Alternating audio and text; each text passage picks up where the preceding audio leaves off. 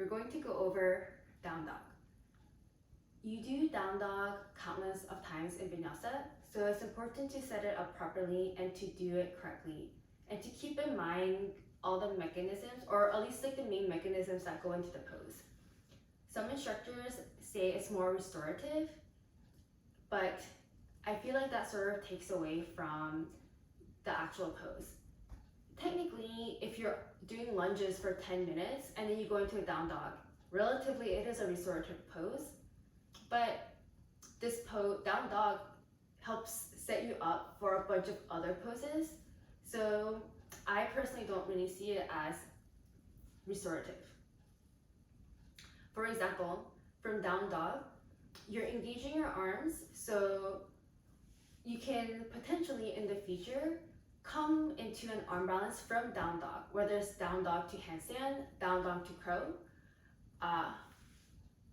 You wouldn't really be able to get into the pose if you just completely treated it as a restorative pose.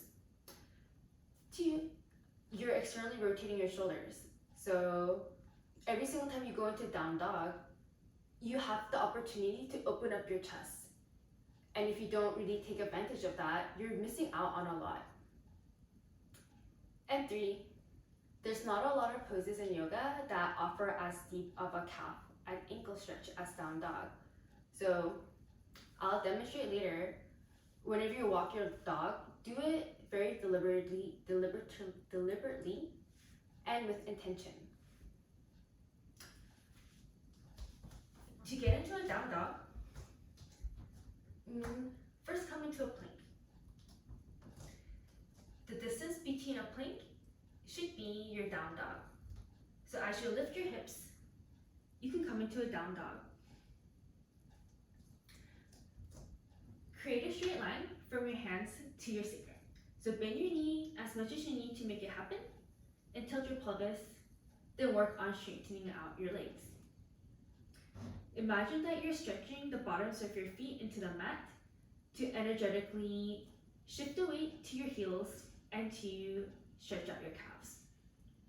The part in this pose is the straight line from your hands to your sacrum. So if you had to choose between a straight line versus bending your knees, always choose the straight line and keep your spine in spinal extension.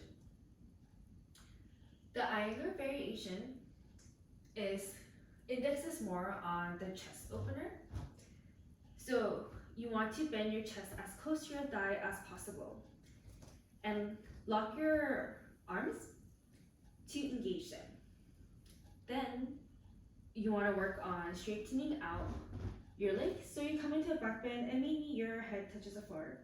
But you don't want to start with just forcing your head down, because then you're dumping into your shoulders. Last part about externally rotating your shoulders and how this is a chest opener is from the positioning of your elbows. Your elbows are pointed towards the back and your index fingers are pointing towards the front of the mat, and they're parallel to each other. Whenever you externally rotate your shoulders, that's essentially the same thing as opening up your chest. Lastly, for the calf stretch, in the beginning of a lot of classes, a lot of times instructors tell you to walk your dog. It doesn't mean just bending your knees. You want to bend one knee and really kick your heel into the mat to get a deep, juicy stretch in your calf and your ankles.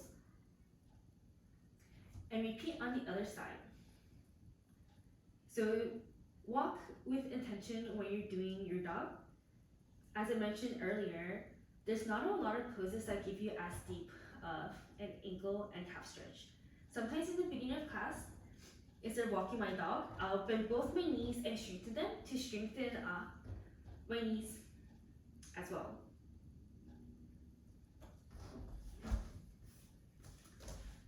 So those are the basics of down dog. 1, remember to point your elbows back to externally rotate your shoulders. So if you're externally rotating your shoulders, you are opening up your chest.